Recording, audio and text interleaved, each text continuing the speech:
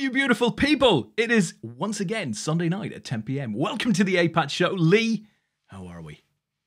Very well indeed. I wasn't so well 4 minutes into added on time in this afternoon's game, but then it all turned out well in the end. So we're well, it depends on your perspective. I mean, I'm just amazed you didn't get about 4 penalties yourselves.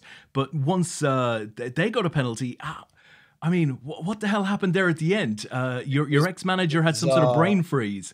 To be fair, I don't think De Gea has ever saved a penalty. I know. Or if he has, it was a very, very long time ago. So it was the strangest of things. But yeah, all's well that ends well, as they say. Quite happy. So yeah, been a good weekend, and looking forward to a great end to another week's worth of poker with APAT, because it's going to be close at the top, I think, this week.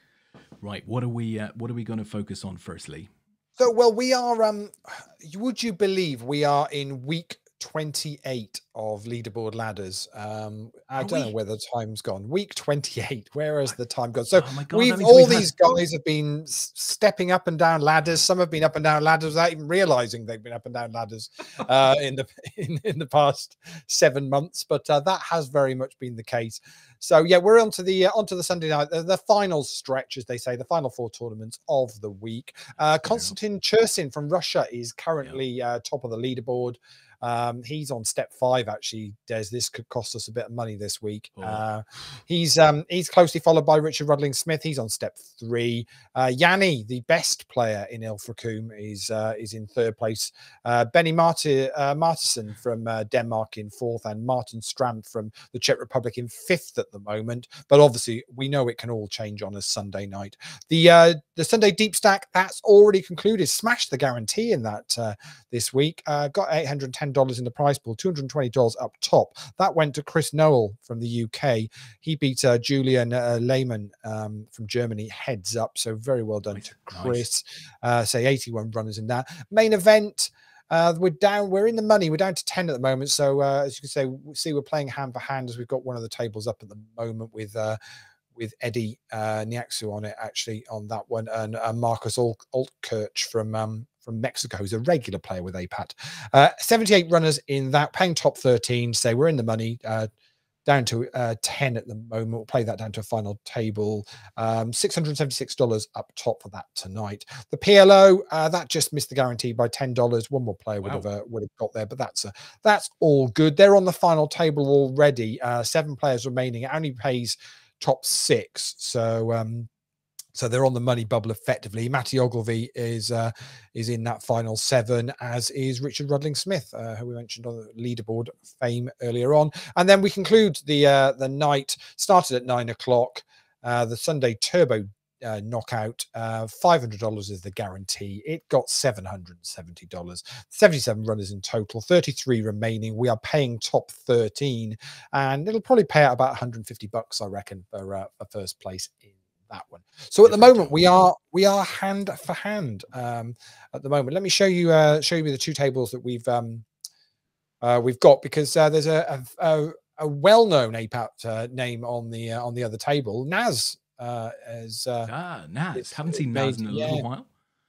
Yep, so Naz is on there. Tony Ross is there as well, as is Brendan Burns. So some of the usual suspects clinging on, looking to try and make this final table. So we're hand for hand now, because we'll go down and we'll play a 9-handed final table. So we just need to lose 1 more player. So that's why we're hand for hand at the moment, to get this down to final table, and then we'll focus in on that to start with. Obviously, we'll keep an eye on everything else, because we've got full access to everything, as is always. So you'll see that that's the PLO final table already underway. 7 players in that, and saying we'll keep an eye on the Turbo knockout as well. But yes, the short stacks in this main event then. So it's Ned Saunders who's the shortest, but not by very much, to be honest. Brendan's not got far off him, really. Blinds are at 8,000 and 16,000. So Ned's playing about 12 bigs. Brendan's got sort of nearer that 17 or 18. So Yeah, I don't think there's gonna be any rush here, Des, to be honest. We'll keep an eye on things, as we have got action on this table with a raise from Marcus to 33,600, and Manuel's gone all in. Decision back round for Marcus. It's going to be for about 2/3 of his stack if he decides to make the call, and of course that's on the assumption that Dominic Ginders from Austria gets out the way in the big blind. Dominic final this last week as well, didn't he? Yes, yeah. He's had a good run with APAT, and Manuel gets that one through. So adds to his stack. Manuel Wonnishimel, I'm going to say Wonnishel from Austria. So I'm probably absolutely destroying that. We do that, but I think it's hardly surprising. And to be fair, it's in really small font on my screen, because since we've switched to me managing the screens, there's the all in of the call. Needs to avoid the spade, and does, and to double up for Marcus. That's the APAT Bach back in top order. Yeah. So since I'm controlling all the poker now, I've got a lot of screens open. So it means sometimes if you ever see me when because I'm also recording all the results as we go. So if you ever see me squinting at the screen, I'm getting closer to the camera. Don't panic. It's just me trying to work out which Brazilian name that's got about 6 names on it. Fantastic. You always hope you see a long name and you go, oh, please let this already be in the database. So it brings it up, but it doesn't always work that way. Well, listen, Lee, we've got a bunch of folks out there who'll be looking for your squint. I have no doubt about that at all. Starting with one Tilly Swat says hello to you, Tilly Swat.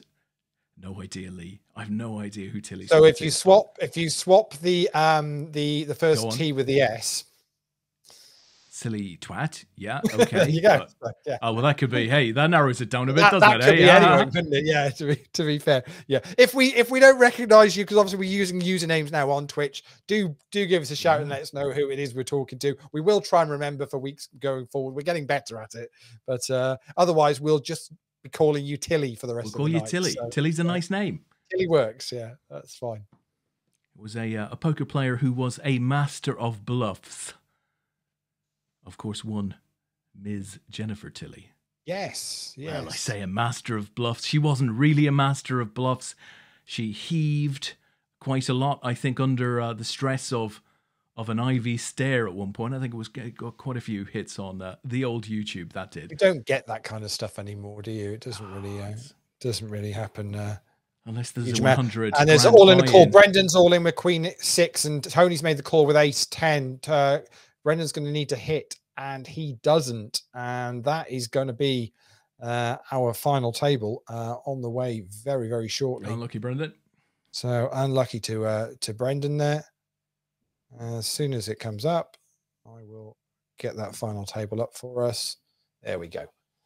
Excellent. So we are there. So this is our final table for tonight. And yeah, a couple of, 3 players, I would say, Marcus, Eddie, and Dominic, all in the 500, over 500,000 mark there. And so's Kim Callow as well. So yeah, there's not, normally we get someone who's a chip leader, but really I'd say there isn't anyone here. It's quite flat. Even the short stack Manuel with 247,000 is only kind of half the stack of the chip leaders. So this could be an interesting final table. I think it's set up beautifully. Lee, what is our prize pool? What are the top 3 playing for?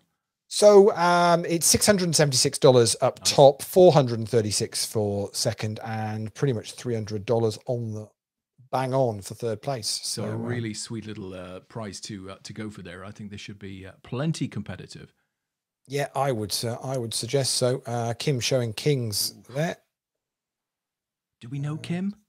No, UK player. Don't know, so can't even say necessarily whether it's male or female. Great.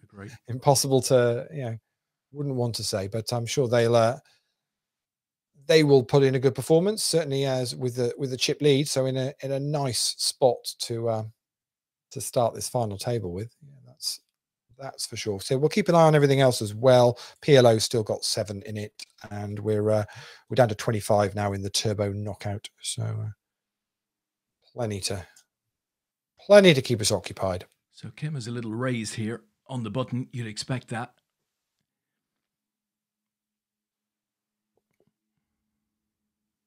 I mean, neither Naz or Daniela are short as such, but an all-in here would give Kim quite the decision.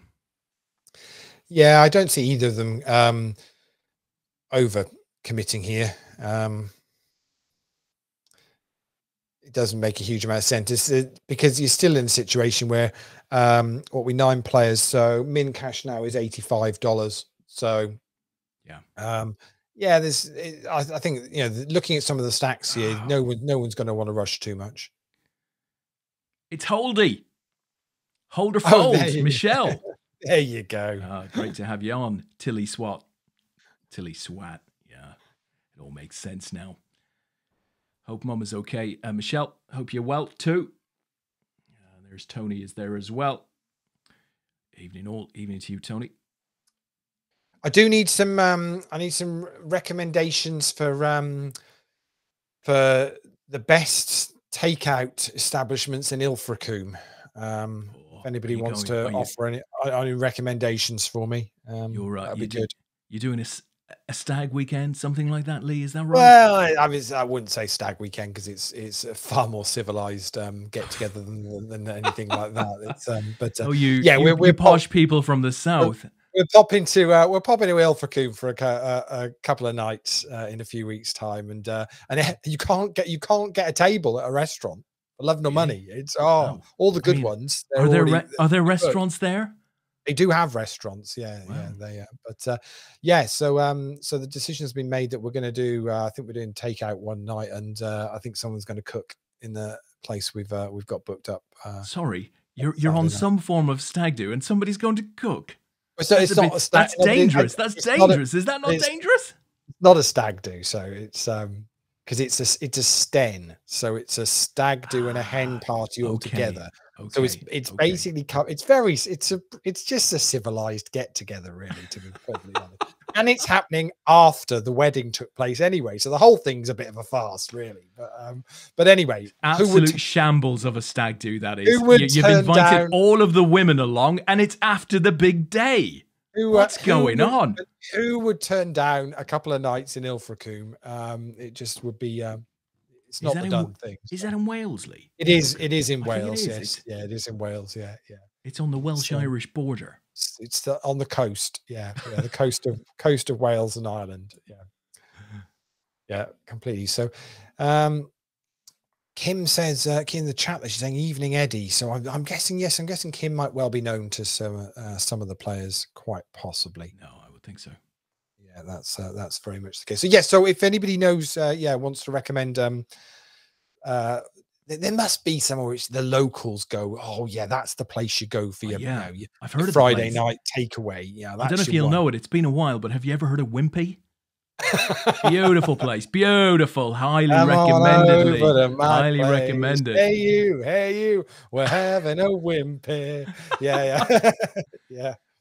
Oh, are they even still in existence? I think they probably are somewhere, Lee. Maybe in South America. I think their days in the UK are probably a little behind them. I used to love those round Frankfurters, Lee.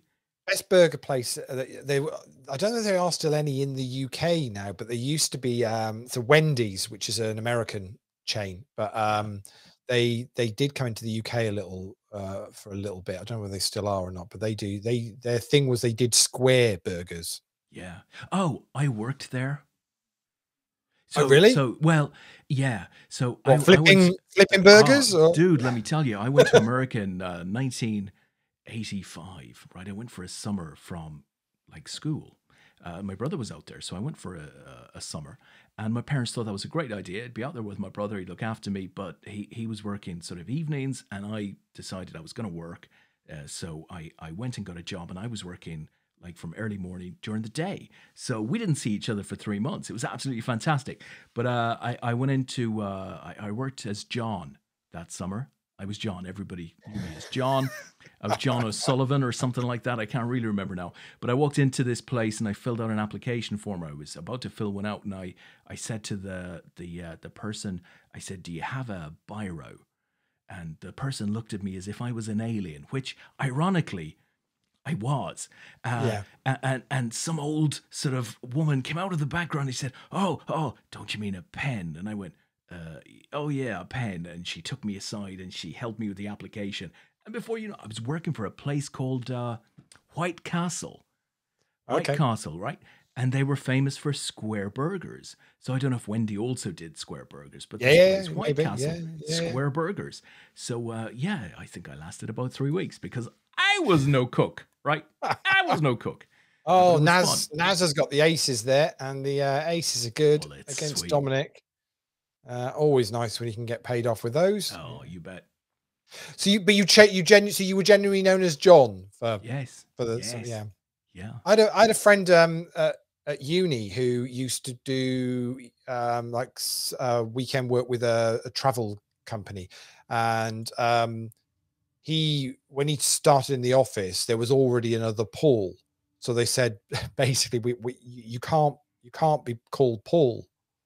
So his name was Paul Hanks, and he said you can't be Paul because there's already a Paul in the office.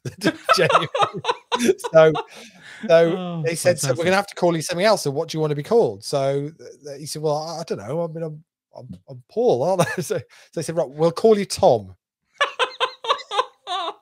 Oh, So God. he was Tom Hanks at work. So that's Fantastic. what he was known as. Yeah, Fantastic. it's weird how that's something. There's a guy that we used to go to a quiz with that now actually works at Jen's firm. But we always knew him at the quiz by a different name because that's what all of his friends at school called him. Yeah. But actually, he had a different name. And when he started in the office, it was like, "Oh right, so you're not Matt, you're Tom. Okay, right. This is all confusing." Oh, I've had it. Okay. I've had it. I had it in the States. Yeah. Like, somebody be calling over to me, John, and I'm sitting there, John, Biro, huh? So, the things you got to do. I mean, it wasn't, there was no great, illegality behind it all. It was just a youngster having some fun, and to be able to do that and earn a few bucks, I had to be John. I was John. Oh, you got it. It's a good grounding. It's I used to work when I was at uni. Well, I worked from like the age of 15 at a motorway services, and then you would work every hour under the sun whenever I was back from uni, double shifts, whatever, you name it, I do it, did all sorts of stuff, night shifts, and worked over Christmas at night, and ran the forecourt, petrol station, or loads of stuff. It's a great grounding for when it gives you a good work ethic and an understanding of life. And and if whatever you then go on to do or aspire to do or whatever, it doesn't matter. It's these, to say I learned a hell of a lot in those years that I was doing that. Yeah. Likewise, I being the last in, and obviously the youngest and all of that stuff, I used to get all of the proper jobs to do, cleaning the Latino blood off of the car park and stuff like that. I would do all of that. My parents were at home, thinking that I was in the lap of safety with my brother and stuff like that. And I was doing all of this. And I remember when I arrived back at Heathrow, right, I arrived back at Shannon, right? And they came down to meet me at Shannon when I was returning. And, my poor mother nearly lost her life because my brother and I bought my dad a big set of binoculars. They were huge, these massive binoculars, right? So I handed them over, and then I took out this knife. I said, look, I got this big knife. Because you're a kid, right? You're 16, So, and then I took out this deactivated gun. I brought all of this stuff through hand luggage. Right now, my mother is absolutely beside herself with unhappiness at this point. I said, but that's nothing. I went into my shoe and I pulled out like a little bag of drugs. I think it was just hash or something like that. I found it in the car park. Never had any interest in drugs, but I pulled it out and I said, I wanted to bring this back to show the lads some of the stuff that's going on, right? My mother never let me out of her sight again for about 15 years. It was awful. Those were the days. Hey, airports. Yeah, well, you could get away with anything. Those were the days. Listen, Tilly has told us that Nelly is grand. So it's great that Nelly is grand. Excellent. Good news. That's always good to know. And one Mr. Tony has said, we have a Michelin star restaurant here and the best seafood restaurant in the Southwest, but it's going to be shut for the season come October. Well, it doesn't matter. You can't find any space up there. Oh, you can't get. They're not there. Yeah, you can't. Just can't get in. Is there? There must be a good. There must be a local. There you go. There you go. It's a wimpy in Barnstaple. There we go. We're game on. We're game on. Well, if Lee isn't going, I'm game. There must be. I mean, there must. The thing is, right, Des, I know how these seaside places work, right? Because they're all about their fish and chips and that kind of thing. Yeah. Yes. But obviously, you've got your tourist fish and chip destinations, but then you very well know there'll be a local one, right? Yeah. That's where all the locals go to. That's proper good. Yeah. And that's what I'm looking for, is these kind of, they've suggested like an Indian takeaway and a Chinese takeaway, but I mean, they're just Googling, I need local knowledge. I need people on the ground that know the territory properly. Listen, you've got people in chat. You've got people in chat who can help you with that, right? So you've put out your call. Let's see if anyone comes to your rescue. What I should do is I should find out where the two that they've already recommended, and then you watch, because you'll then get these guys going, oh, I wouldn't go near that. I wouldn't go there. Oh no. TripAdvisor. Go to TripAdvisor. Just hopefully you won't have frustrated people. You can fix TripAdvisor, can't you? Can you fix it for APAT? Yeah, I can't see it being a problem. Let me try and find where they've recommended. Hang on, let's find it now. It's always going to be good when it's called. Oh, it's all going off here, Lee. Oh, blimey. Kings versus Ace Queen. Mr. Ginders. And Dominic's going to scoop the lot there, and we're going to lose Manuel in 9th place, and lucky to him. But on we'll go. Yeah, so the Chinese they've recommended is the Emperor's Court. Sounds nice. You don't often get an emperor. And then the Indian takeaway is called the Spice Lounge. So if you've got any local knowledge or thoughts on either of those, then I will pass it on. There's nothing to do in Ilfracombe, by the way. Checked it out.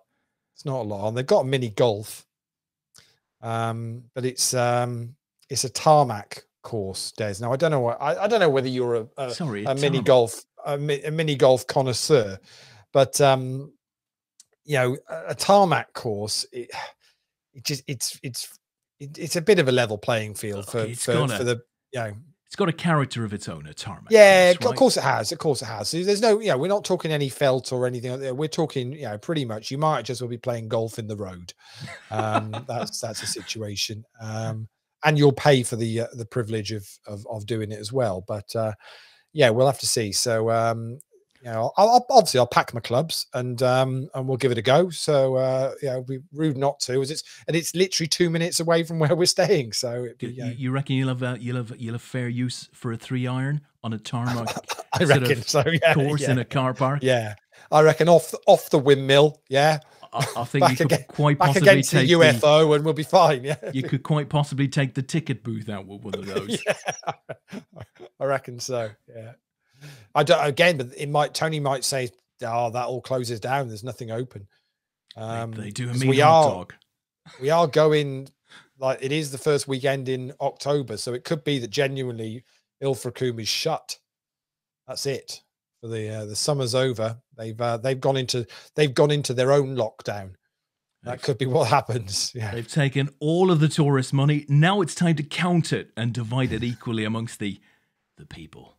Yes, that could well be the case. We will find out. That's sure. I'm aiming to be back by the Sunday night for the show, so it shouldn't be a problem. And hopefully I'll have stories to tell. That's the plan. To be honest, if you can bring back stories and pictures, particularly pictures. Yeah. Worst case, I could do it live from Ilfracombe. We could do the show. Let's do that. I'd be tempted to do a Saturday night live from Ilfracombe. That could be fun. Yeah. So we will see how that plans out anyway. So here we are in Barnstaple at Wimpy. Is Barnstaple close? I didn't even know Barnstaple was close to Ilfracombe. No, not really. Don't know. I'm not really giving this whole thing much thought, to be perfectly honest.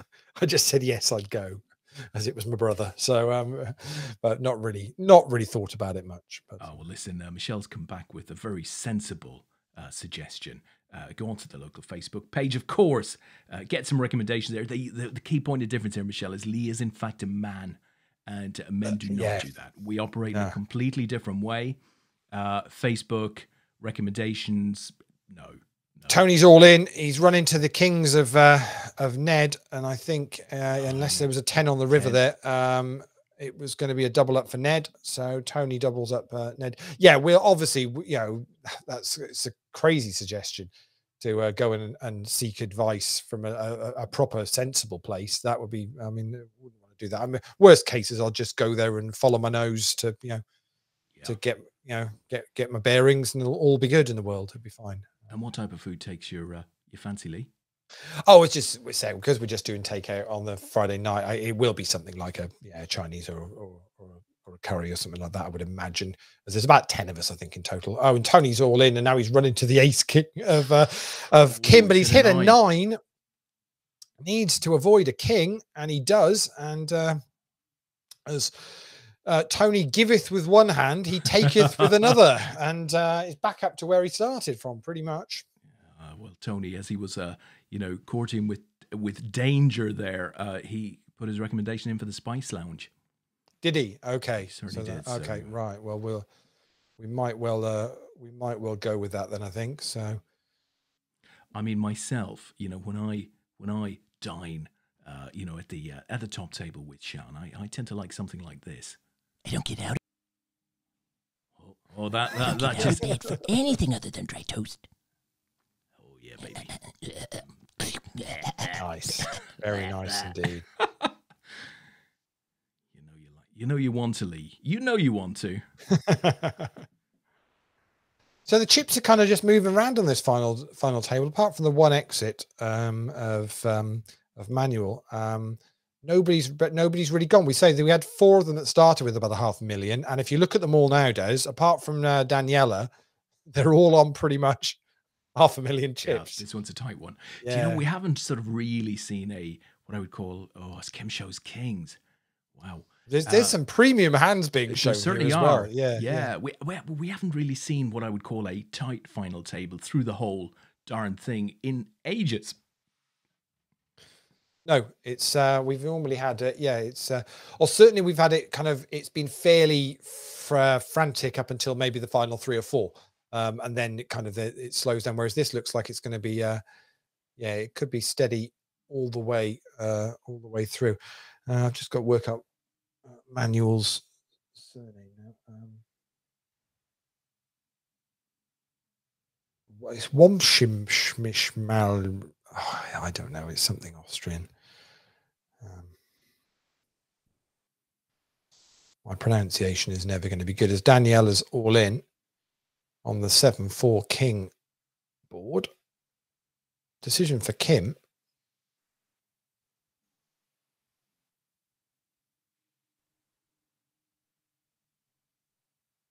It's a third of the stack, so it's not an easy one to. Let's go. And then so Daniela, who was the shorter player with sort of 200 odd thousand, is now up to 400,000 as well. And so we have got 8 players here, pretty much even, with blinds currently at 15,000 and 30,000. So Kim raises it up again. Yeah, fairly active here. Yeah. Yeah, very much so. As is contemplating on his button.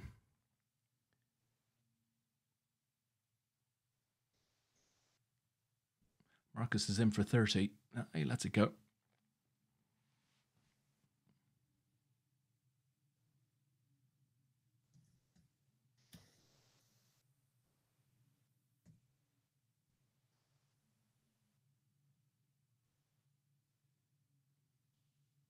So I've got a lot let down all weekend with sports bets. Man City disappointed. I'm sure they disappointed. They didn't disappoint me. I'm sure they disappointed a lot of people yesterday, though. Yeah. Yeah. With because you'd have thought at home to Southampton they'd have. I'm sure there would have been a lot of people's accumulators and that kind of thing. And today, how did Chelsea score 3 and Lukaku not be on the score sheet? The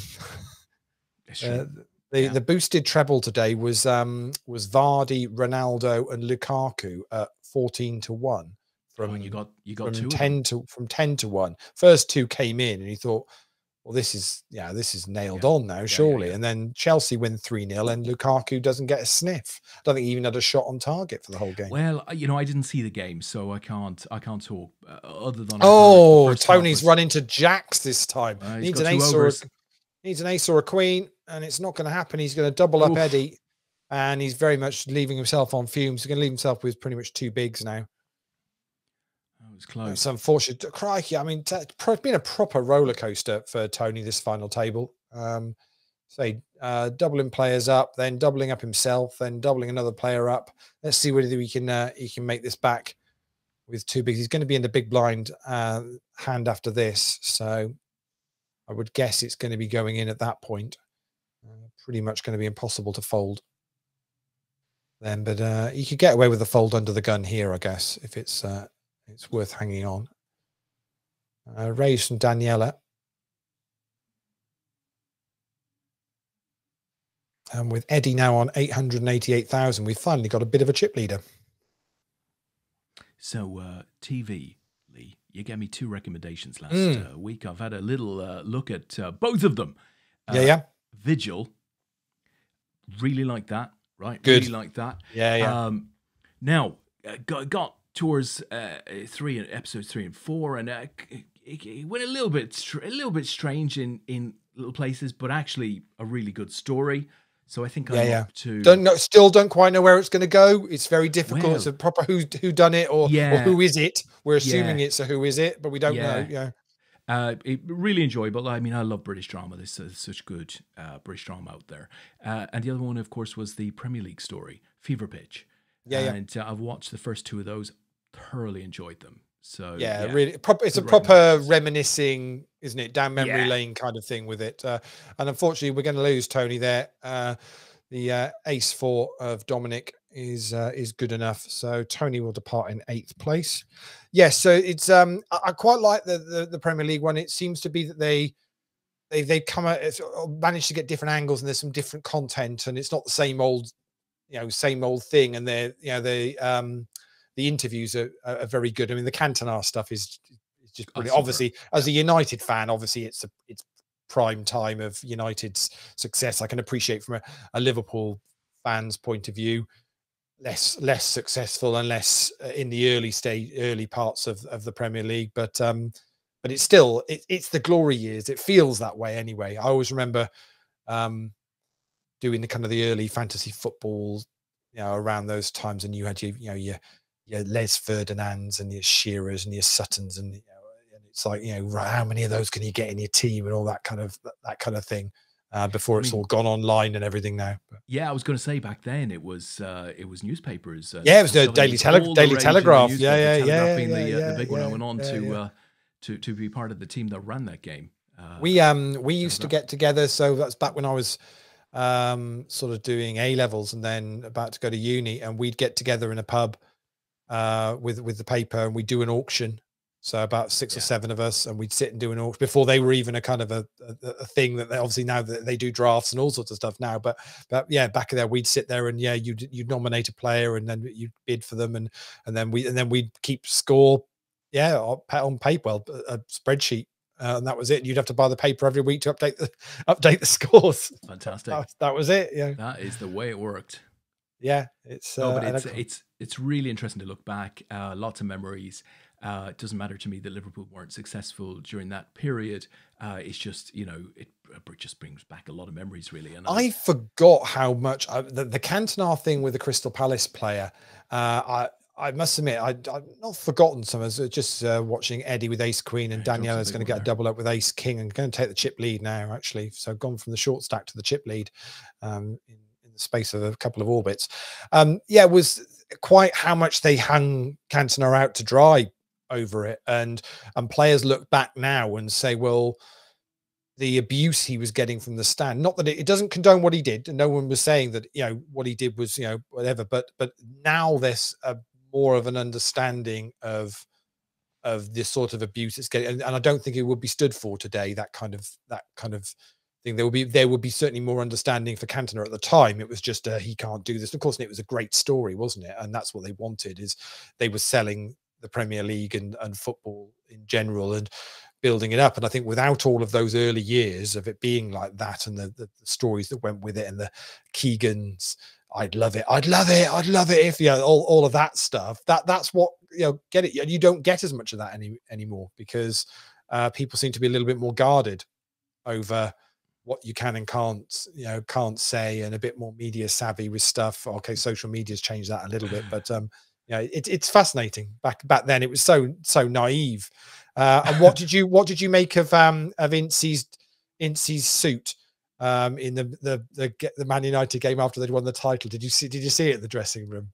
I can't recall. I mentioned it last week. You have to go back and check it out. Was this the first one? Was this in episode 1? It was in episode 1. Oh, yeah. No, I missed that. I missed that. No, I'll have a yeah. Go back. It's just stunning. Absolutely stunning. It's in. I don't know when it came out, but Mark Klassenberg put a book out. And oh yes, yeah.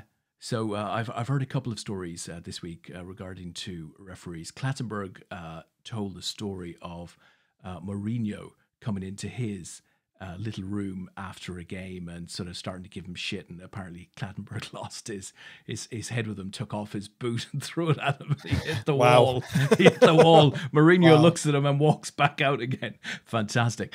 And the second one, which I thought was really interesting, because you know it's all about interpretation. But I can't remember the ref, but he said it was really strange when I was having a cup of tea before the game and I was receiving the team sheet. And it's very unusual for, you know, any of the club officials to be, you know, managers, stuff like that, to be delivering the team sheet. But he said in walks Jurgen Klopp and Jordan Henderson, right? And he said it was really weird. He said Klopp just looked at me for 30 seconds, and he said I could see Henderson going from foot to foot, sort of wondering, oh, this is awkward. What's? He said nothing was said. Just turned around and went back out again after 30 seconds. He said, you know, he obviously managed the ref thought, it's pressure. You know, he's trying to put pressure on me here in some way, shape, or form. It's just so unusual. Klopp stared him out for 30 seconds and then walked out. Very Bizarre. strange. Very strange. Very strange. Oh, it was interesting. Obviously, very sad news today with the passing of Jimmy Greaves. Yes, legend. And they had is it Martin Chivers? I want to say on before the game today, and he was telling some stories of, you know, back in the day of them training and how what they'd get up to, and with the older players, and you know, the young players would be doing a run back from wherever to go. I think Graham Souness must have been playing for. Would he been playing for Tottenham around that time? Who? Graham Souness. I'm not. Well, Graham Souness was talking about he was to Liverpool. He was at Liverpool for the longest time. He was talking about, so when he was talking about, he was there as a youngster when Chivers and Jimmy Greaves were playing. Yeah, so Perhaps. I think he might have been there as a very youngster, and he was, so they were all running back from the train, you know, and he, you know, arranged a lorry to give the elder players a lift back to go, because they didn't want to do the run and that kind of, you know, all that kind of stuff. Yeah. Hilarious. Like, the stuff that they could get away with that you can't do anymore. But yeah, very, very sad. So I know he's struggled with illness for a little while. And, well, I was a weekly viewer, as lots of people were, of course, the Saint and Greavesy. And, kind of grew up with that. Yeah, absolutely fantastic. Yeah, a couple of sad bits of news today. The other one, don't know whether you saw this other one, was John Chalice. Yeah, Boise passed away. It was very, very fortunate. Just before lockdown, we did a quiz for him. So he was doing a tour. Yeah, you said that. That's right. So he was doing a tour, an evening with Boise, kind of an after dinner thing. So you could, you know, you booked up a meal, and they were doing some quizzes, and so they were doing one down in Portsmouth, and they contacted us and said, would we put together an Only Fools and Horses quiz for those that were attending, and so yeah, we said we'd love to do that for them. So so we did that, and got to sit at the table with him and his wife for the evening, and we did the quiz, and they were very, you know, said that best ever Only Fools and Horses quiz they've ever seen and done, and really nice guy. Do you know what? He was first in the room, he was last out. Nobody went without a photo or an autograph or whatever it is, and I'm guessing at that time he possibly was already battling with cancer a couple of years back by the sounds of it, but we're still out there doing stuff and working, and his after dinner stuff that he did was hilarious. Just brilliant. You know, it was great. So did he lean over at any point and say, Hello, Lee. Marlene. Marlene, yes. So yeah, so very sad. And I'm glad we got the chance to do that that evening. Say with them, be a part of that, and but yeah, one of those. Well, this is the nonsense thing about getting older, Lee, right? Because you just see people you know, whether it's from TV or friends or whatever, dying. It's like, I'm sure it isn't a new thing. I'm sure it happened like 20, 30 years ago as well. You just didn't know those people as well.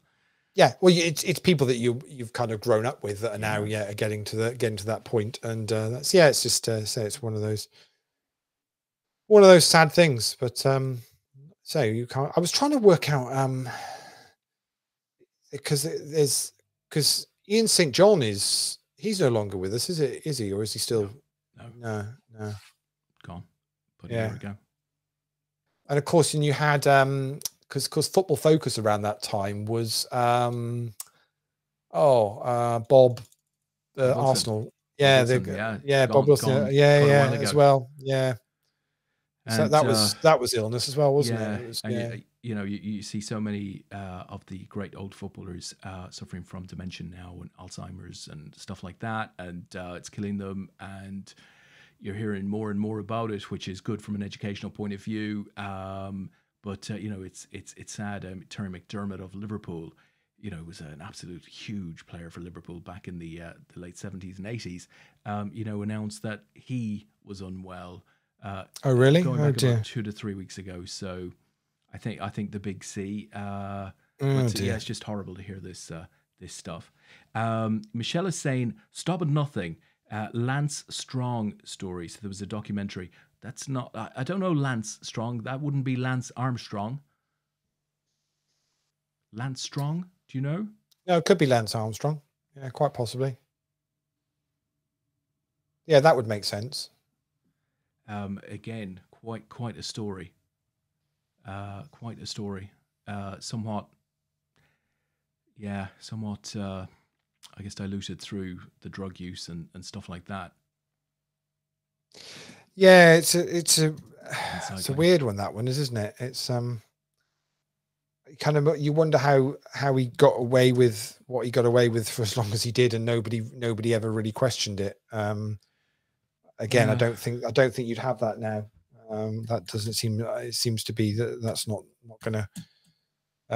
Well, I say that, but then you take something that's just at the Olympics with the British relay team. Relay guys, yeah. And you always get the story of, no, it wasn't. Well, no, it was in something else, and I didn't know I was taking it. And you think, well, but there's only so many times that's that kind of, not excuse, but that scenario can be the case where you kind of go, well, guys, come on, wake up. At some point, you must realize that, I have to say, the whiter than white Sky cycling team and that whole fiasco over the doctor and the sort of bags of whatever it was he was ordering and where they went and who might have taken them or not, that thing, it shook me from a trust point of view in terms of modern cycling.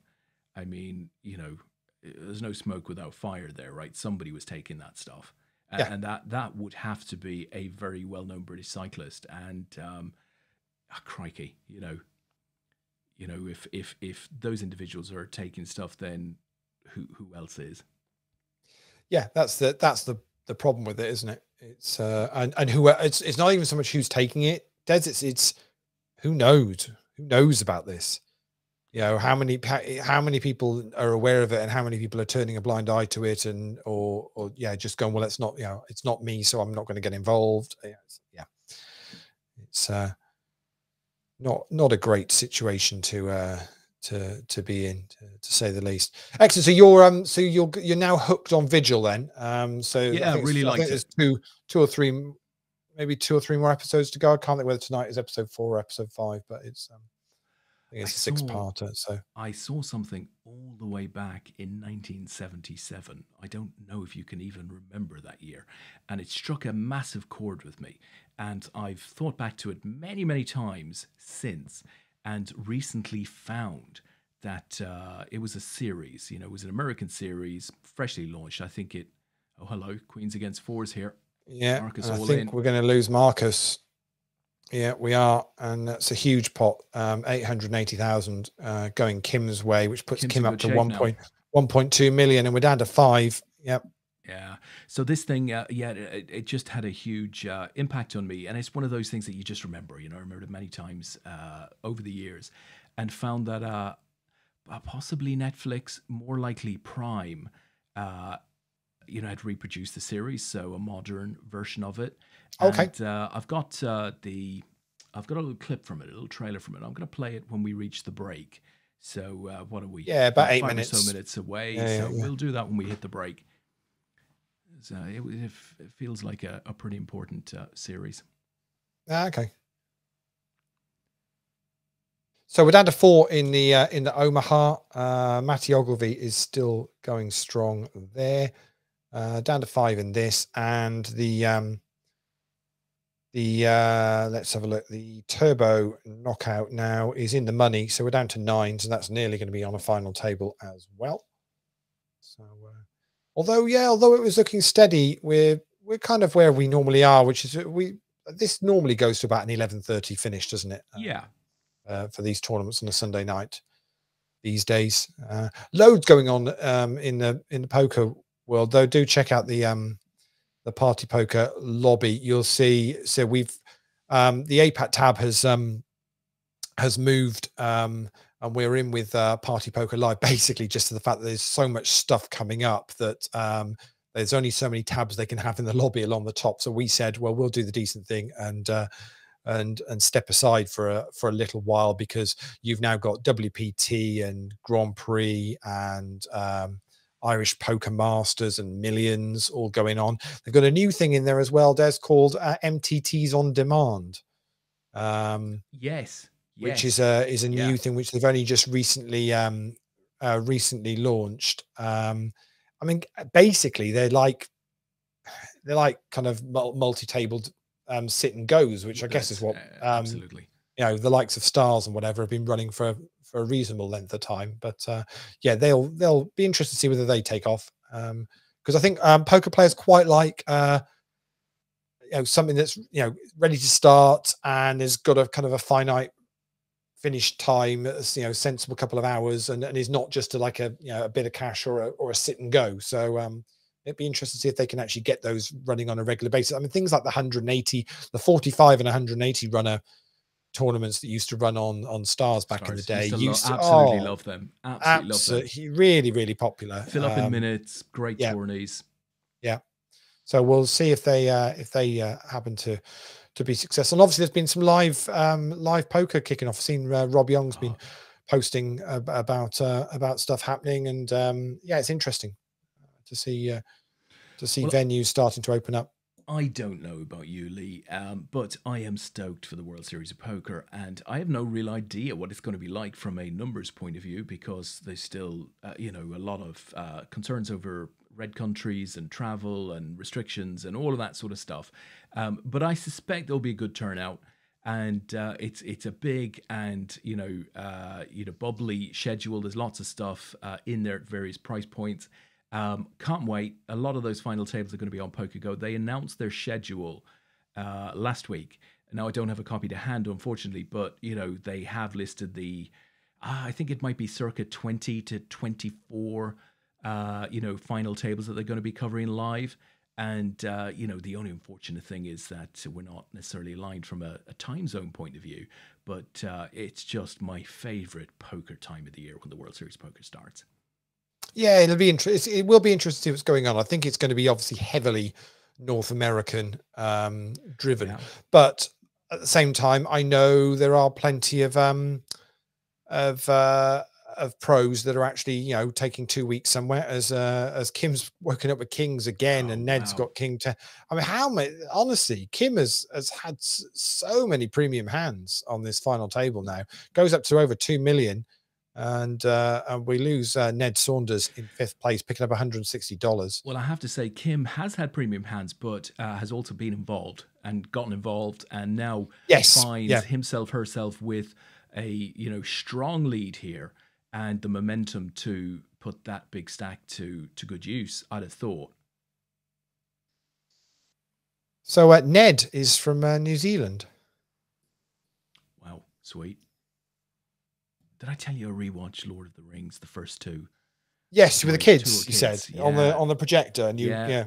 Oh, it's absolutely superb. But you know, just reminds you how good a series that was, because it's not an easy commitment to sit down and rewatch it. It's a long watch. But we've watched the first two, and we're just trying to schedule in the third. We haven't got to it yet, but we will do. Great story. Yeah, they're the sort of thing that if they're on the TV or whatever, it isn't easy. Just, you know, you can even if you've not watched it from the start, you can just, you pick up wherever it is and just go, oh, I'll leave this on. I'll just leave this on. It's, you know, it's very easy watch. So we've got a final table in the Turbo PKO.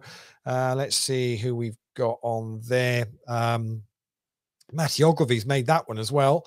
So Matty having a good night, and Mark Shepstone as well. Good. He's actually all in first hand and has been called by the chip leader. And he's got pocket sixes up against ace five. Needs to avoid a heart as well, and he does. So Mark will get a double up there. We'll jump across to those once this main event plays out, as we're down to 4 at the moment. Not a huge amount going on with that one. I'll just show you what we've got going on. Here's Matty. At the moment, Matty's on the final table of this PLO. 3 players left in that at the moment, involved in a hand there, and then over in the on the Turbo final table, and he's all in on that one as well. He's actually all in on both tables, actually. So can't be arsed anymore. I want to go home. It's done now. There's the PLO. So looks like he's queens against kings. He's there, and then he's all in with 9s against ace queen, and he wins that as well. So there you go. Wow. That's how to do it. That is how to do it. He's rolling with the punches. So that's going on the other 2 tournaments. But back to this now. 4-handed. Kim with the chip lead, but blinds are at 25,000 and 50,000. So even Dominic, who's the short stat there, has got 10 bigs at the moment. So obviously the blinds come around a little bit quicker when we're now 4-handed, but got a tiny bit of breathing space there to make some decisions. Not shove, automatic shove yet. That's for sure. I wouldn't have thought so. Well, we're only about a minute away from the break at 5 to the hour.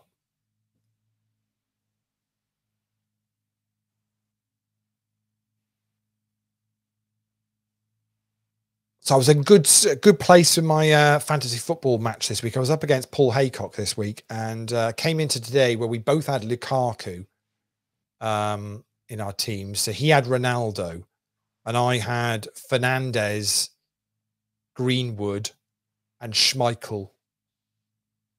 And somehow it went wrong for me. Just like, I mean, you're thinking, how with 3, I've got 3 players to his 1 effectively. How has Ronaldo managed to outscore the other 3? To be honest, it went wrong the minute you said he had Ronaldo, and then I had, it had already gone wrong at that point. Would you believe it got so bad that Fernandes, that made the cross for Ronaldo's goal, doesn't get the assist because the Ronaldo hits it off the goalie, hits it off the keeper and back, and then puts it in. So basically, there is no assist for that goal. I mean, damn, how bad do I run? Jesus, so, that's pretty bad. That is pretty bad. Anyway, but so we're 5 to the hour. So we're on break. We've just rattled round. So you all know where we are. 4-handed in the No Limit Hold'em main event, 3-handed in the PLO, and we're on the final table of the Turbo. Fantastic. Listen, let me tell you about this series. So as a small kid in 77, have you heard of Roots at all? Alex Haley's Roots. So this show was released as a series back in 77. It went America, it went to Ireland, then it went sort of globally. Very, very well received. And the History Channel have sort of remade it effectively, and they re-released it. And as I said, I think it's on Prime, and it tells the story of slavery, right? It goes all the way back to Africa, and it focuses in on a family, right? So you know, the son of an African king effectively is taken. He's put on a boat. He's shipped to Carolina or wherever the hell it is, and it sort of tells that story. But it tells the story through the generation of families that follow, right? So his story, Oh, okay. Okay. his children's story, their children's story, and so on.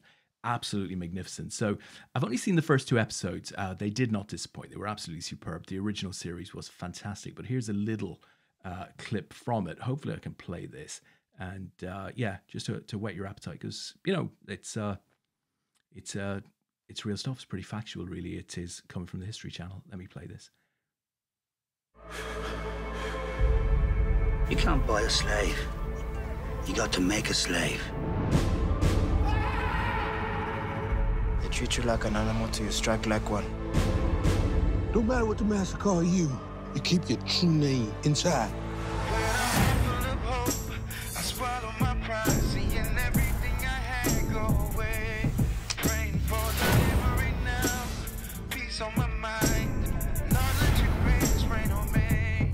I'm focused on surviving in the midst of evil. Think it's ever gonna be the same. They can put the chains on your body. Never let them put the chains on your mind. Wasn't born this way. You here to keep this family going, to survive. No, I wasn't born in pain. You ain't never seen a fighter like me before.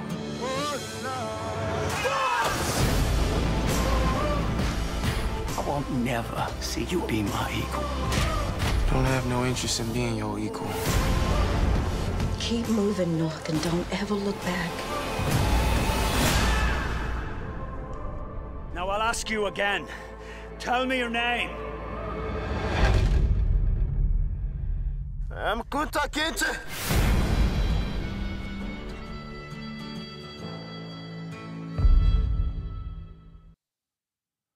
Oh, there you go. Wow. It's powerful stuff, I have to say. And it is eye-opening. You know, it is topical, of course, but it is very eye-opening. So have they pretty much just taken what was done in 77 and just remade effectively? Yeah, so there was an author called Alex Haley, and he wrote a book. So that's what the original series was based on, and this is based on the book as well. I recognize sort of all of so it's the same names, it's very much the same storyline, and it's a massively powerful story about, I guess, people who've lost their home and try to keep their identity under just savage conditions. It's really eye-opening stuff. It's educational, it really is. It really is. Wow. So that's Roots. I think it's on Prime. It's worth seeking out. It's highly produced, and as you can see, there's some big stars in it. Yeah, it's huge. And, some huge names in that. It looks great. It's well acted. There's a great storyline, and it's unusual in that it does do this generational thing. So that in itself, I don't think I've seen anywhere else before. Excellent. Kunta Kinte. Yeah, that's the big name from back in the day. So there we go, guys. That is us. What have we got left, Lee? We've got, can't be long now. No, players are just back. Yeah, they literally, this is the first hand back. So blinds at 25,000 and 50,000 now. Say 4 players remaining. Kim Callow is chip leader with 1.9 million. Naz has got 740,000 there on the button. Daniela with 686,000 and Dominic with 430,000.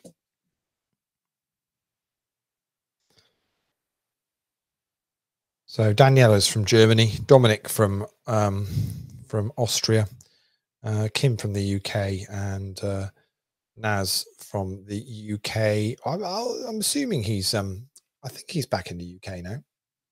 I know he was based out in Germany for a little while.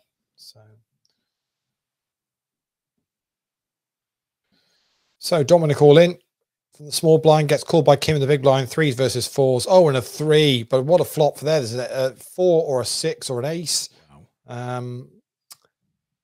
Not to be. And we're going to lose Dominic. As simple as that, with 3s versus 4s blind on blind. That is very unlucky. That's pretty brutal. It really is. Another good run from Dominic, though. I'm trying to think. Let's go back and have a look and see. Tell you, we've got Michelle in the chat. She remembers Roots. Oh my God, Roots. That was an amazing series back then. Like you, Des, I've never forgotten it. Yeah, when you're a kid, that sort of stuff sticks in your mind. Yeah, so as you mentioned, yeah, Dominic Ginders finished second in this event last week. So follows it up with a 4th place finish tonight. So fairly consistent. Oh, definitely worth looking, checking out. So that's off. Is that just produced by the History Channel, but on something, but being streamed elsewhere, or is it only streamed on the History Channel? Not sure. No idea. No idea. We'll go and find it. It's one of these things that I just saw it and thought, oh God, I've got to watch that, because the first thing you want to do when you rewatch it is see whether in fact it was true to the original, whether in fact it's well produced or not, whether you could sit through. It's a mini series, whether you could sit through it. And I think watched 2 back to back. Thought to myself, right, I'm definitely invested in this. I'm going to go back and watch all of this. But channels, I couldn't tell you. Yeah. It's interesting when they go. I mean, you see it quite a lot when they'll go back and remake stuff. Yeah, remake stuff. I mean, what they've done with Westworld is just phenomenal. Absolutely phenomenal. As Daniela's got Ace Jack, and so's Kim. Oh, look at those diamonds. It's not going to be not going to be enough diamonds to affect that, but so they'll split that up. Yeah, so it's going seeing stuff that with the old series and Kunta Kinte. I think you're absolutely right, Michelle. I think it is spelled like that. Very educational, very emotional. Yeah, it was that. Another one that I saw and I said to myself, I've got to watch that. During the Apple release last week, they did a little promo piece for Apple TV, and of course, C is coming back. Yes, I haven't watched the first. I haven't watched the first season. Yeah. So number 2, season 2 is coming back there, and the other series that I did watch was the morning show. I think. The morning show is brilliant. Really good. Yeah, really good. Quite, it's obviously it's quite. I guess it's in with what's going on at the moment, kind of the whole Me Too movement and that kind of thing, and I think they tell the story quite well. Daniela's got Ace 6, and it's Naz with Ace Jack, and that's going to be that, and it ends up actually rivering a flush. So we're going to lose Daniela, and we are heads up. Naz versus Kim. Good luck to you both.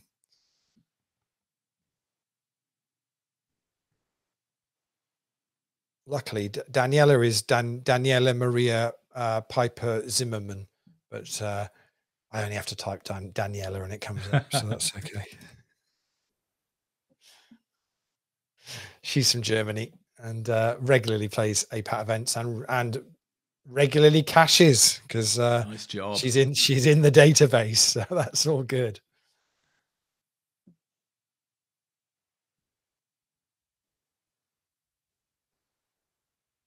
So we'll see whether Kim continues with the kind of, I wouldn't say aggression, but certainly has been active throughout this final table.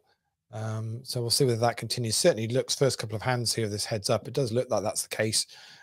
Blinds are now at 30,000 and 60,000.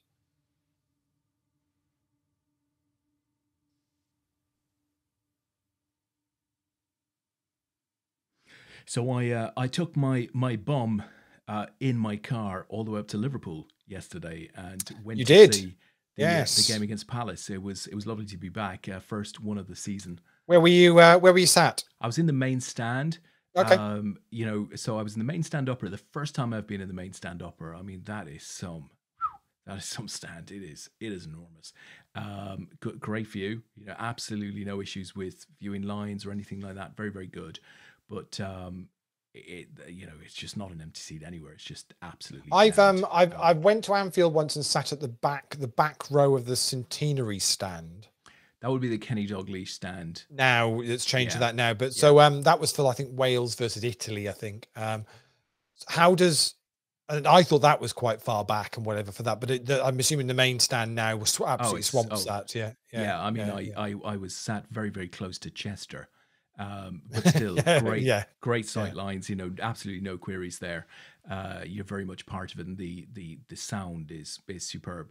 So really enjoyed it. You know, I don't think it was Liverpool's finest performance of the season so far, but they were pretty impressive. Sticking the ball on the back of the net and doing absolutely. the necessary. It's going to be fascinating. I good, must isn't admit, it? I mean, I caught bits of the Tottenham Chelsea game this afternoon, but every time Tottenham play at home when they're on the TV and you see that stadium, you just think, wow, it's just phenomenal. It really, really is just an incredible. I think I might have recommended there was a series on that Richard Hammond did about big engineering, and one of the episodes is the Tottenham Oh, Stadium. really? Yeah, well worth it. There's a number of them that he does. He does one of the dams. He does one of the cranes that they use for doing the big jumbo jet overhauls and that kind of thing. And but he's at one point, the Tottenham one, he's crawled under the pitch because obviously it's a fully retractable pitch there for when they do American football. But yeah, really behind the scenes is just incredible. Of what they've done there. Whether you like Daniel Levy or not, or whether you think he's as a chairman of a football club or whatever, you can't criticize the project and what they've done there with that that grand. And I see that it's also they're starting to pick up more stuff now, so they've got the next Anthony Joshua fight there, haven't they? Well, they sort of have to. They've stacked up with debt, so they've but they've got the facilities there to to pretty much lay on anything. I mean, it's an incredible venue. It's true, really but you know the way it is, Lee. If Spurs happen to miss out on the Champions League for a couple of seasons, and then struggle to attract big names, lose out on all of that prize money, suddenly things can become pretty stark pretty quickly. So it's a big risk, and I mean, it looks absolutely magnificent now. It looks incredible, but stadiums are odd. They're very odd in terms of fans going in there and feeling like it's home or it isn't home. And it took West Ham a long time to get used of. That was rocking this afternoon. That was rocking this afternoon. It really was now called the London. It's just called the London Stadium now. Have you ever been in there? Yeah. I went there. I thought it was horrible. I really did. But for football, I can imagine it's not great. I was there. I went for one of the test events before the Olympics, so went along for that. And yeah, I mean, the where it is and the location, everything is stunning and amazing. I can imagine for football, you're quite a way back. It's like any of the Olympic stadiums that host football. Yeah, like Rome or whatever. It's you're just a distance away, aren't you? Maybe, but it's not all about the distance. You can be sort of a way back. You can look down, right, and see there's there's conference floors below you, in the middle of the stand. It's very hard to explain if you haven't. Oh, really? Seen it. It was really, really weird. You feel very disconnected at it. So it obviously took West Ham and their fans. And obviously the brand of football is not going to have helped, but to go from, what was a very small personal ground at Upton Park to where they went to, I mean, that was a hell of a change. I think the reality of it is it's very similar to when Man City moved into the Etihad, and it was the old Commonwealth Games Stadium. Those kind of opportunities to effectively have a stadium like that, handed to you, whether it be that you own it or you don't own it, is kind of secondary, really. Sometimes those opportunities are just too good. That when they come along, you've just got to you've got to go with the flow on it. Because you look at the cost. I mean, you look how much Everton are talking about it's going to take for them to build what they need to build, and how much it cost Arsenal to build the Emirates. And I mean, and Tottenham are obviously been lucky, I guess, in a way, because they've managed to use pretty much the land next to what was the old White Hart Lane. So it still cost them a fair chunk of money. It's like it's very difficult. I mean, you're still investing at Anfield. but I think the likes of United and Liverpool are never going to leave the grounds that they're in. It's there's never going to be a case where they're going to go on purpose. You see what Real Madrid are doing at the moment and what Barcelona are proposing doing, although neither of them have got any money at the moment. But what's happening at the Bernabeu at the moment with the refurb, it's incredible. But sometimes you can be so invested in a ground. I know Chelsea had been trying to do something with Stamford Bridge, and I think it got to the point where he had the money and was prepared to do it, but it got put off so many times with planning or whatever, that just got to the point where he went, it's just not worth it. It's a difficult one. Everyone would love to have a shiny new stadium, but it's not always a possible thing. No. You have to say it seems to have worked out really well for Brentford.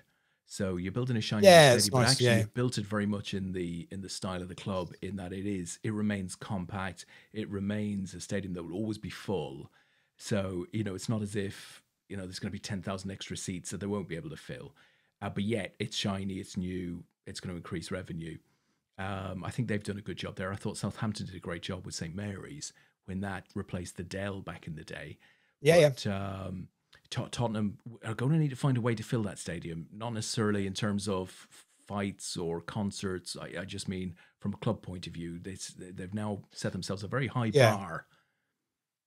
I mean, what Tottenham have built there is that, that is it. It's similar to the Emirates, isn't it? It's a case of there's no extensions to go on there. That is what it is. They built the stadium. It's maxed out what it's going to be. I mean, you take somewhere like St. Mary's. St. Mary's is very much a generic stadium, similar to the baseball ground and Riverside and a number of other ones where, Saints already had planning permission to put a second tier on right round if they need to, and they've got the land around it to be able to do it if they wanted to, if their club ever got to the size that they felt they could, even putting it on the main stand. I don't think they've ever got, you think how long they've been back in it was there when they were back in the Premier League, and then obviously they dropped down a couple of divisions and came back up and came back up, and they've never been in a situation where they've got the catchment area to do it. It's a difficulty with coastal teams. Yeah, of course. Obviously half of your catchment area is water, so it's very difficult to be able to do very much other than that. It's why Bournemouth kind of struggle, because it's such a small stadium, and it never will be anything other than that. Really interesting. Everton, of course, are building a stadium, very significant investment at the Liverpool docks. So it'll be really interesting to see how that works out for them. And I'd love to do a poll amongst Arsenal fans to just get their views on, are you happy at the Emirates, or would you, if you'd had the opportunity beforehand to vote against it and to stay at Highbury, would you have chosen that? So if they'd modernized I think it's interesting. Yeah, if they'd modernized Highbury, it's interesting because I think Spurs fans will technically argue that, well, it's still White Hart Lane, isn't it? It's effectively on the same footprint. So they'd be quite happy with that. Just as the PLO's just finished, and Matty Ogilvy takes the win. Beats Can Yusuf from Germany, heads up. So well done to Matty. I think they'd say it was on the same footprint, so it's still White Hart Lane as far as they're concerned. Whereas obviously for Arsenal fans, it was a completely separate location. Same for Saints fans to a certain extent. It was across the city. I mean, there was talk of it being out of the city when they were looking at doing St. Mary's originally, but they made the decision to keep it in the city centre. Whether that's a good or a bad thing, I'm not completely sure. I think they had potential opportunities to do something with the cricket club, and it ended up being two completely separate venues that now compete with each other for any corporate or anything going on. So sometimes you think bringing these things together, there's not many places that have brought cricket and another sport together that I can think of. Headingley's about one of the few that I can think of, which has got is the rugby ground next door to the cricket ground, I think, and they share facilities, or they certainly used to. Whether that still is the case, I'm not sure, but it's you'd like to see more of that kind of thing, because it just seems a bit, it seems a bit strange, because as you say, you've got to use these venues, otherwise they just lose money for a lot of the time. Particularly, if as a team, I think when you create that sort of stadium, you create a ton of expectation, and you can't disappear as a team. I mean, Arsenal, for example, now, if Arsenal to finish 13th or 14th this season, which is not beyond the realm of possibility, in that stadium, it's just, you know, it's an absolute nonsense. I mean, they're going to start losing fans, and you know, the potential damage to the club could be enormous. That's what I worry about for Spurs. Spurs are more likely, it feels to me, to fall away than even Arsenal at this point, albeit it may take a little while to happen.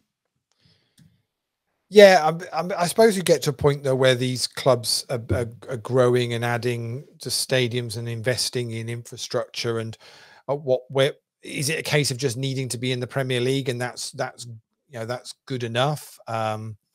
You know, what does a team like, you know, we mentioned West Ham. What does a team like West Ham need to do? What success for West Ham is what they did last season? Is that it, or do they look at having a 55,000 seater stadium selling out every week in central London and say, well, we should be a Chelsea, we should be a, you know, up there with a Tottenham or an Arsenal? Well, obviously they're higher than Arsenal at the moment, but you know, should that be a regular thing for them? But are the owners ever going to invest in West Ham to do that? Well, of course, it's a slightly different model in that they haven't taken on debt for the stadium, right? So they're leasing it at a knockdown price, as it would appear.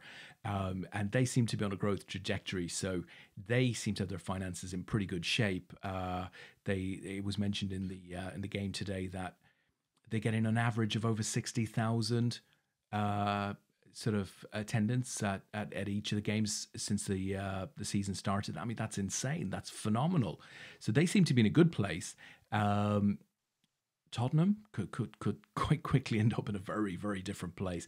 I don't know if you've ever followed the Swiss Ramble on Twitter, Lee.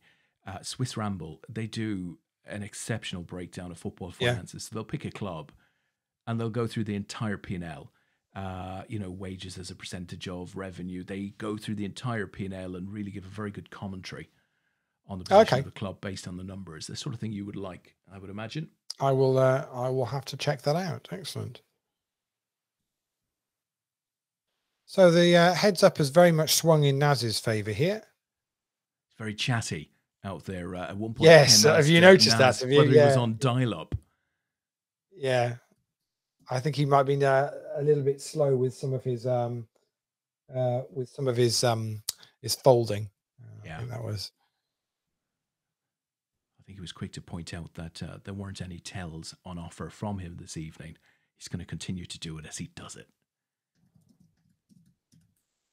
So I'm just doing a quick catch up of exits on the turbo because we are down to 3 in that. Fantastic. So we're going to be close to confirming the leaderboard ladder for the week.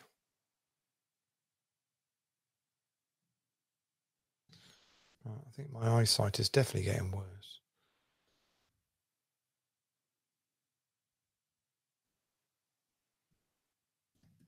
Either that or people are getting longer names. It could be that.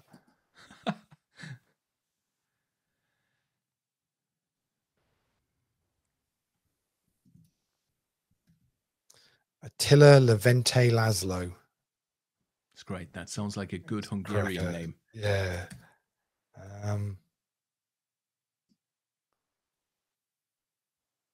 No, UK, actually. So.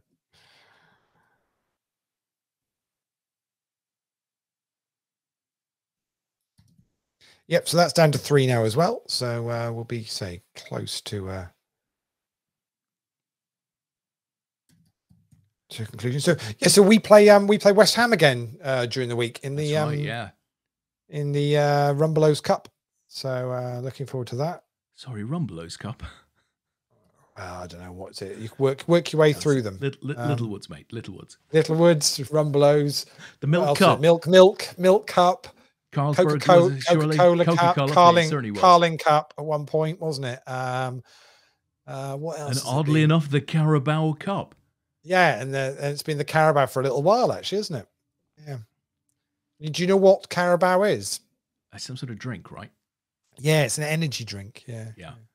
It's Asian, and quite how they negotiated for a couple of seasons to do the draw in the middle of the night over in Asia.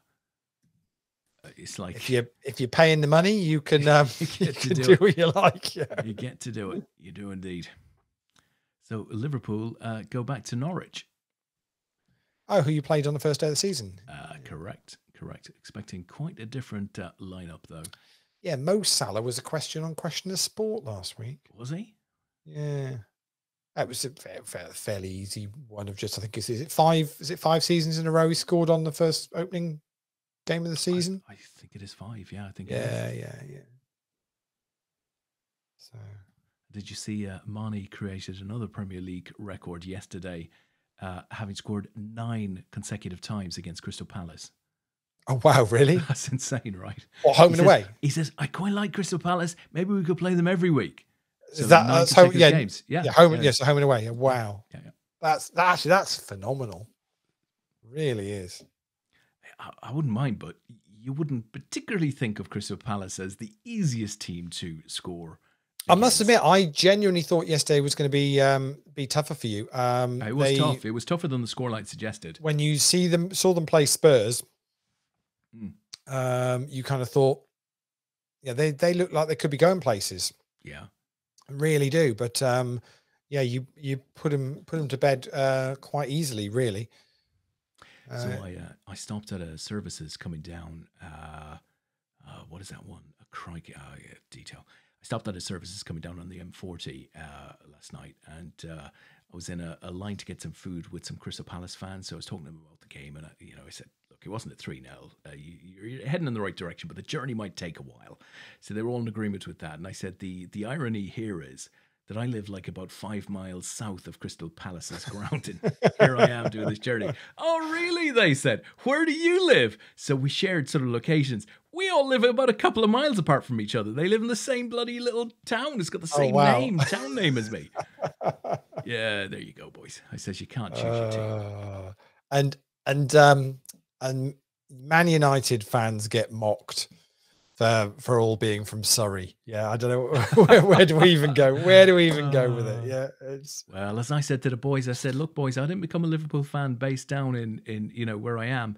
I said I was born in the west of Ireland. That's where I became a Liverpool fan. So you don't get to choose your team; it chooses you when you're a kid. That's very much. Then you're stuck with it. Very much the case. As I say, I started supporting United back in the early 80s when we were rubbish. But for whatever reason, all my friends were Liverpool fans, and the captain of the football team in my primary school was a Man United fan. I thought, well, if it's good enough for him, it's good enough for me. That'll do. Back in the day when I was a solid right back. Oh, I was a right back. Yeah, I was a right back. And they're all there in. And Kim now doesn't want the ace. I was going to say. Oh, there it is. He doesn't. Kim doesn't want the ace because that was going to give the straight to Naz, and that is going to be that. And boom. And Naz takes the win, picking up $676, and Kim will have to settle for second place, $436. Cracking stuff. We'll fly straight across to our turbo game, which is 3-handed at the moment. So we'll see that play to a conclusion whilst I'm just updating the results there. But yeah, well played, Naz. Superb effort. And yeah, Kim didn't really put a foot wrong there. I mean, that's just say got it in good there and just didn't want the ace on that board. That was needed to avoid that, but wasn't meant to be. Just it didn't work out for Kim in heads up. He's really bossed the table. Had seen some nice cards, admittedly, but bossed the table in play up to that, and it was not to be. Naz is in chat now. He is saying, "I'm not slow. I'm on the oldest laptop ever," as you well know, Michelle. So there you go. Unlucky, Naz. Good win. Good win. Right, we'll take that lead. We'll take a win. Yeah, it's nice cash. I mean, Naz did be interesting to know, did Naz satellite in, or did he just buy in for the 33? Be interesting to know whether he satellite, obviously, because you can satellite into these two main events for $3.30. Let's see if he'll come back. But I think I saw Kim say that she sat it in. So excellent. Well, that's a cracking return then. Well. Yeah, that's a cracking return if you can. That's for sure. If you're able to do that, it's always the best way to do it. In for the min, out for the max. Let's see if you can do that.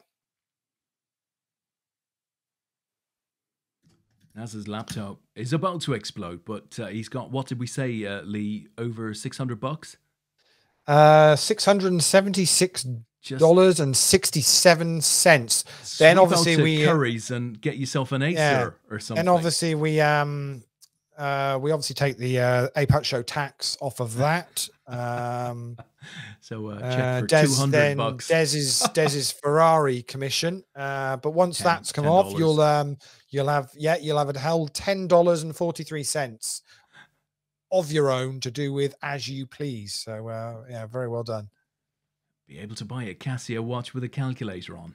Yeah, with a swim depth of 50 meters. Yeah. Be fine. It's all about the depth. That's what matters. I watched the documentary on it, like some guy in France. Honestly, he seemed to know what he was talking about. So let's say you've got a Casio with a swim depth of 50 meters, right? And you drop it into the ocean, and you think, shit, how will I know whether it's worthwhile going down after it or not? How will I know? Your biggest concern is not going to be that. It's going to be whether you've got enough fuel. That'll be more of an issue for you, to be honest, than worrying about it. Do you know they've been doing reruns of Matt's Business in the Sun documentary? Channel 4 have been getting value for money out of it. I always want to see it, and I don't think I've seen any replays. Have you not? I want to set the family down. I want to sit them down. I want to point Matt out and say, "Look, that's my good buddy Matt," because it's genuinely it's golden. Brilliant. It's a brilliant week of and Matt doesn't. It's not in his style to, pretend or airs and graces, none of that stuff. He comes across as so genuine, and he is super genuine, warts and all. And it was highly entertaining. Loved him on it, and so glad that he's back there, making some money in what has been a very difficult last couple of years. But yeah, I absolutely loved it when he talked about his Casio and it's brilliant. Was it 200 meters? It was something ridiculous. So it was just the whole thing of just like, I'm over. Oh, are they all in? They are all in with 4 deuce against ace 5. This could be all over. Blimey. And it is going to be all over. Crikey. As simple as that, as they say. Wowzers. That didn't take too long, did it? Goodness me. It took Matt to end them. We just started talking about Matt. Everybody went, right, I'm not having any more of this. Just going home. Yeah, and that was that, which is pretty good going. But what I can do is hopefully the numbers. I can tell you, Naz actually paid in. He's on the phone to Michelle at the moment, so he can answer. It's like we've become a local communication center for Naz and Michelle and the wider group. Excellent. So so that's us done for for another week. I think if you bring the table back up, Des, I can do that. There we go. How's about that? There we go. So it ends up with Richard Rudling Smith, top of the leaderboard ladders for the week. He's on step 3. So we avoided Konstantin Chersin from Russia, who's on step 5. So we've saved ourselves a little bit there. So thank you to Rudders. Very, very impressive, impressive stuff. So he picks up the 3 tickets. Konstantin gets 2. Yanni picks up 2 tickets as well. Matty Ogilvie gets up there as well for another 2 tickets. He's on step 5. Matty's been regularly on step 5 now for quite a few weeks, so he's going to pick up 2 tickets for that. And Brendan sneaks into the 5th place position for 2 tickets as well. Tony Ross misses out, but he still picks up a ticket and will move up to step 5 next week. Everybody else, Des, on that top 20 leaderboard are all picking up one $5.50 ticket, the minimum you can win if you finish in the top 20. But that does mean they will all move up to step 2 next week. I think we've done all right there, though. Actually, that's that could have been That could have been far more expensive for us, but added value as always with APAT. We'll get those tickets either in next week, or sometimes I double them up and do them to save on the admin for the party poker guys. So I do them every couple of weeks to make life a little bit easier for them. But they've all got 30 days valid date on them for, so don't worry about those at all. You'll get to use them. And also, if you do win, if you get up to step 5 and win the $55 ones, I tend to try and, if I can, break them down for you so you've got a little bit more to use, so they're a bit more flexible. So, but any problems with that, just message me and we will sort you out. So there is week 28 of Leaderboard Ladders. Guess what? Week 29 starts tomorrow. That's not far away at all. I cannot believe it's been over a half a year since we had poker squads. Yeah, since we finished. Yeah, so that's absolutely flown by, isn't it? It's that is insane how quickly that has gone. We have to find a way, Lee, to bring poker squads back. We have to try and find a way. But we are in. I think we've now been. I think we're on like 500 plus days straight of recording APAT results or something stupid like that. Well, I think we started last March, and I pretty much every single day have recorded the results. So I think we have to take a day off, right? Just to kill the streak. That's what we have to do. So at some point, obviously, we will. So we'll keep an eye on Leaderboard Ladders. People seem to like it and enjoy it. I mean, I don't think everybody always fully appreciates the added value that's available. It's for anyone that doesn't know, it's as simple as this. If you get in the top 20, you win a ticket based on the step that you're on. Everyone starts on step 1. It's a $5.50 ticket. If you finish in the top 5, you get double the tickets. If you finish first, you get triple the tickets. Simple as that every week. The 7 o'clock and 8 o'clock tournaments count Monday to Sunday, and on a Sunday you also have a 5 o'clock deep stack and the turbo at 9 o'clock as well thrown in there in total. So it's 16 tournaments in total that you can play. If you get in the top 20, you move up a step, so you go from a $5.50 ticket to $11, then it goes to $22, then to $33, then to $55. So the likes of Matty Ogilvy and Constantine there are at step 5 at the moment. Tony Ross is going to move up to step 5. Richard Rudling Smith and Brendan are going to move back up to step 4. So they're playing for next week. So Richard there at step 3, which is a $22 ticket. So he's won $66 worth of tickets this week. Added value. Simple as that in your account to use. If you don't make the top 20, you move down a step.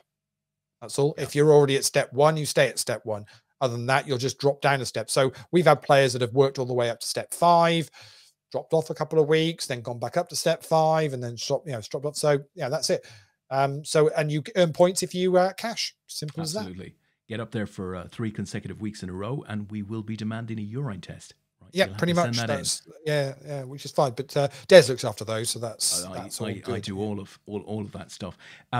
The John Murray, right? The John Murray is in the chat box, Lee. I just want to mention that he's confirmed that Kim is in fact a he. Well, we weren't sure, so we were playing it pretty safe along the way. But thanks for that, John. Maybe whilst you mentioned John Murray, we should give another. I was going to mention him further. Go for it. You go for it. Yeah, go on. Because maybe we're going to mention the same thing, but I was going to say maybe the John Murray might join us next week to talk about fantasy poker with the World Series of Poker. Exactly that. Yeah. Because obviously that'll be the last big opportunity for recruitment, getting a few people in, and we love this competition that John and Carl put on to really add a lot of engagement around the whole World Series of Poker thing. So you get your team together, you put in a small entry fee, and you're then set for the next 2.5 months in terms of having a really great reason to follow the World Series of Poker. So John or Carl, if you're out there, we'd love to have one, either or both of you on next week, where we'll carve out a bit of time to talk about the competition that you guys have been putting on for a few years now. Very, very. So, I mean, we got to talk about poker next week. Oh no! I mean, if we get the boys on, we'll talk very little about poker. Yeah, exactly. Start to drill into. But if you want to check it out now, go on to the APAT Facebook group and scroll down don't have to scroll down too far, but a little bit there. You'll see a link to it all in the group there, and you can get involved and what you need to do. And it's basically a straight pick 10. So yeah, you can just say pick any 10 players to add. As I mentioned last week, I'll repeat it for anybody that wasn't here last week, just so you know. Des and myself, we're not playing a big schedule at the World Series this year, so just bear that in mind. Des said he's only playing. You're only playing the 10Ks, yeah. Only the 10K championship events. Yeah, there's only about 7 or 8 of them. Yeah. So because he wants to just enjoy and have a break and whatever. So I will be basically firing as many bullets at the rebuys as I can. To be honest, I'm gonna I'll be in the queue behind Daniel Negreanu. Just basically just re-enter. So that's the plan. So we'll see what happens. Well, listen, if we do get the boys, one or other of the boys on next week, maybe they can give us some hot tips in terms of the data that they're beginning to see from teams being entered now, in terms of who is fancied. I want to know who the fancied British players are, because there's so many unknowns this year. And my knowledge generally is reflected by that. That's where I am on the whole thing, Lee. I'm, might as well just hand my tenner over. Is that like a jam? Be done with it. Is that like a jam gun? That's exactly what that is. That is a jam gun. That is. You used to do like filling donuts or something? Is that what you used to do? I'm just cleaning the. You know what it's like. I'm just cleaning the. Yeah. But if you get it right, guys, if you get it right, boom chaka. Serious cash to be made. You'll win a little bit more than Naz picked up tonight once we took the tax off it. So you're fine. All right, I think that's us, Lee. Thank you. It is us. Yeah. Thank you to all you folks who watched in tonight and who played during the week. Good luck next week. As Lee said, from tomorrow onwards, we are going to be back next Sunday night, and maybe we will have John and Carl on to talk about the World Series of Poker Fantasy competition that the boys put on. So until then, have a great few days. Yeah.